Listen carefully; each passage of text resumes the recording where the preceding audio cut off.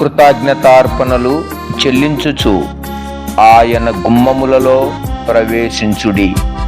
100వ కీర్తన 4వ వచనము.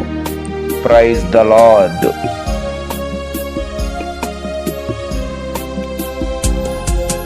నీ స్వరము వినిపించు ప్రభువా, నీ దాసుడాలకించున్.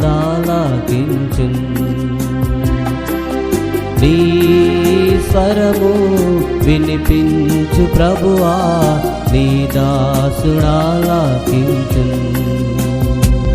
ఉదయమునే లేచి నీ స్వరము వినుట నాకు ఎంతో మధురము. ఉదయమునే లేచి నీ స్వరము వినుట నాకు ఎంతో మధురము.